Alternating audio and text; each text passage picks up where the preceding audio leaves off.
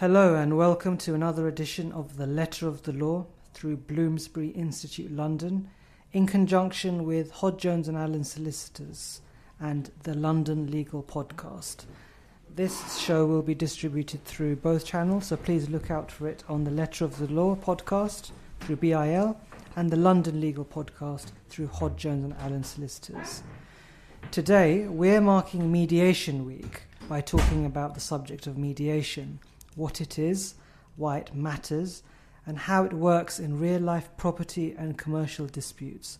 I'm joined today by Reema Chugh, a property and commercial dispute resolution solicitor, an accredited mediator at Hodge Jones and Allen Solicitors, where she's also a partner.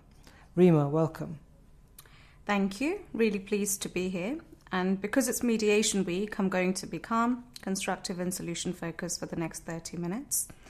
Which for a litigator, by the way, is basically an endurance sport. Absolutely. More than particularly important during this week of Mediation Week. So Reema, tell us what you do day to day.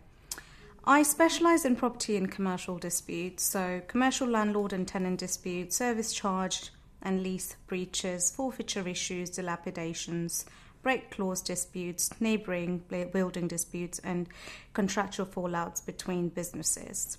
So in practice, that includes landlords who want decisive action, tenants who want to protect trading premises, and businesses who need disputes resolved without losing months of time and energy. Often the real goal isn't winning, it's getting back to normal life for a lot of my clients. And I'm also an accredited mediator, as you mentioned, meaning that I act neutrally, helping parties find resolution without going through the court process. Okay. Thanks for that introduction, Reema. And you're from Hodge Jones and Allen Solicitors, just down the road from where we're recording today. Just briefly, for those who aren't familiar with the firm, could you tell us a bit more about Hodge Jones and Allen Solicitors, please? Yes, absolutely. So, Hodge Jones and Allen was founded in 1977 by Henry Hodge, Peter Jones and Patrick Allen, with a strong access to justice ethos. Almost 50 years on, the firm has grown significantly and we've been recognised in the Times Best Law Firms 2026 list. We're known for fighting cases properly, but we're also practical. Mediation is a key part of that. It's often the smartest way to resolve disputes efficiently and commercially. Thank you. So the Hodge Jones and Allen Solicitors website, if in case you'd like to check it out, is www.hja.net. On that website you can find out more about mediation, about Reema Chugh and the cases and clients she's been dealing with, and a bit more history about the firm itself. So the subject of our podcast today and the topic to mark Mediation Week is mediation itself. And now Reema, what exactly is mediation in a legal context? Very good question. So just to set out the basics, mediation is a confidential, without prejudice negotiation facilitated by a neutral mediator. The mediator isn't really there to decide who wins. They're there to help the parties reach a settlement that they choose. And I always say it's not really about who's right, it's about what's realistic. Because you see, in litigation, you can be completely right and spend a year stressed, distracted and paying legal bills that could fund a small extension. People who are experienced in litigation will be able to agree to this. Mediation is not a soft option. I would say it's a strategic dispute resolution method, and in property disputes especially, it gets you a better outcome than the court could ever order. Thank you. Now, if you are listening to this and you are engaged in a property dispute or another legal matter, and you think you could benefit from speaking to a lawyer to discuss the option of mediation, then please get in touch to learn more about your legal rights in this respect, or to even make an inquiry. You can do that via telephone on 033 00 294 446 or via email at bilradio, all one word, at hja.net. That number again, 033 00 294 446, and the email is bilradio@hja.net. Now let's go back to Reema. You were speaking about mediation, exactly what it is in a legal context, that the term strategic dispute resolution is another way of understanding it in a more better context.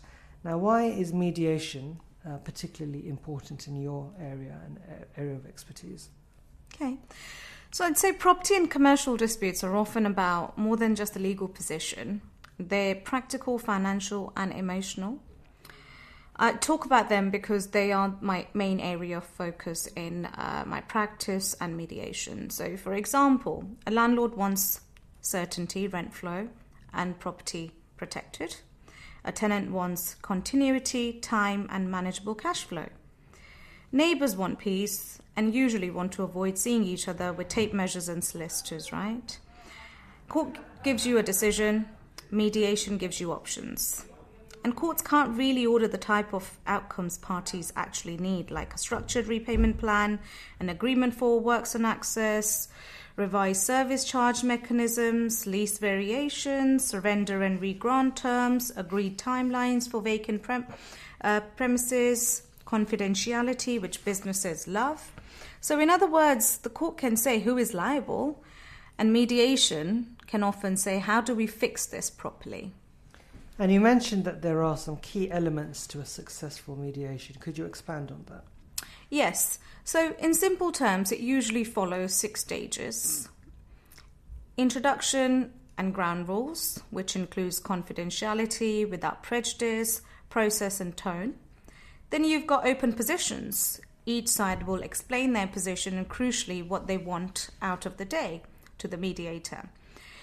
Then you've got information gathering and clarifying. So this is where assumptions get tested. Often issues become clearer quite quickly. And then you've got the next stage, which is identifying the real issues. This is the turning point in mediations because many disputes look like service charge but are really trust or cash flow, for example. Then you've got negotiation and exploring options, and this is the most exciting part of mediation. This is where the mediator shuttles between rooms. They will reality test and move parties towards an overlap where they can settle. Then the final stage is settlement and documenting. So once the terms are agreed, it's recorded in a settlement agreement or a consent order, depending on if the claim or the dispute is issued or not issued in court. And at this stage, good drafting really matters. So usually parties will bring their lawyers or barristers who will draft the settlement agreement, which they will sign upon advice. And there's the 7th stage, really, that's not written down in most books that you read about mediation, which is the collective feeling of, thank goodness this is over. Thanks, Reema. And if you're tuning in, we're marking Mediation Week. In this podcast episode, we're talking about the subject of mediation in a legal context. And we're pleased to welcome partner Reema Chugh from Hodge, Jones and Allen Solicitors. Now, if you're listening to this, whether it's yourself or a loved one who's engaged in a property and or commercial dispute and you'd like a bit more advice about your legal options and whether or not mediation might be an option for you, then feel free to get in touch via the dedicated phone line we've got set up to deal with such inquiries. That's 033 00 294 446, or if you'd prefer email, you can simply contact us at bilradio@hja.net. So, Reema, you've just been speaking about the key elements to a successful mediation. Within your work, what types of disputes do you see it used for? Okay, so very commonly I see it used in rent arrears, payment disputes, forfeiture, relief from forfeiture issues, service charge, and major work disputes. You've got dilapidations at lease end, break clause disputes, repair obligations or disrepair cases, access or right of way and boundary disputes, and quite often neighbour development issues such as scaffolding, access, building works, right to light. And then you've got the commercial arena where you've got the businesses just in dispute using mediation where reputation, relationships and continuity matter. And is it ever a missed opportunity to skip mediation? Absolutely. Not every case settles, but the opportunity cost is huge. Even if you believe you'll win, I say the court is still, well, in litigators' terms, the court can still be slow, uncertain, expensive and quite stressful. And notwithstanding the fact that there are huge backlogs presently. And if you unreasonably refuse alternative dispute resolution, which mediation is a part of, the court can take into account this refusal when making cost orders. But beyond cost, mediation can give you control. Litigation can often give you risk. So I tell clients, court is the last step, not the first. That's certainly a good sentiment. Court is the last step, not the first.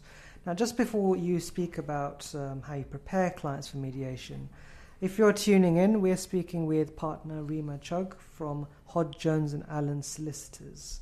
Reema is speaking today in an effort to mark Mediation Week, which is this week as this podcast airs.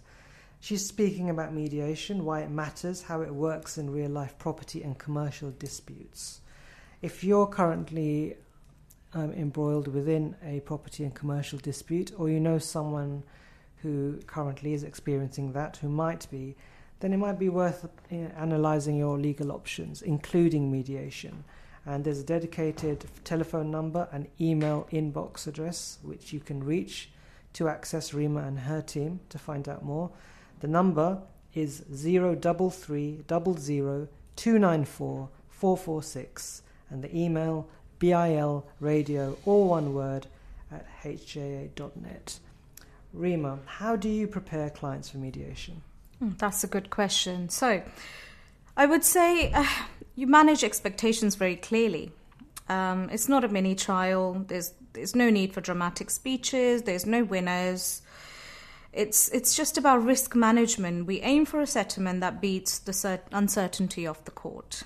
So we prepare clients' priorities, not just money, also timing, access, works, confidentiality, and future relationships.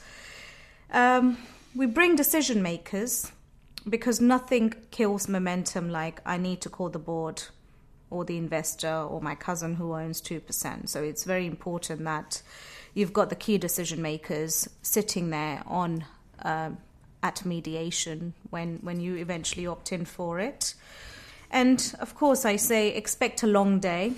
Many cases will settle later in the day. It's pretty normal. And emotionally, I remind clients mediation can feel uncomfortable because you're confronting the dispute directly, but it's controlled discomfort for a better outcome.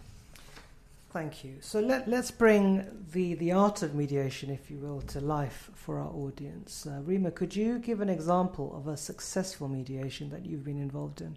Yes, of course, anonymized. I'd give some examples. A classic example in my world is a commercial landlord and tenant dispute. So the tenant is in arrears, the landlord is threatening forfeiture, and the tenant says, we can't pay because the place is falling apart and the service charges are ridiculous. Everyone's angry, emails are flying, nobody's sleeping. If it goes to court, it's slow and expensive, and landlords often don't actually want an empty unit. They want rent and certainty.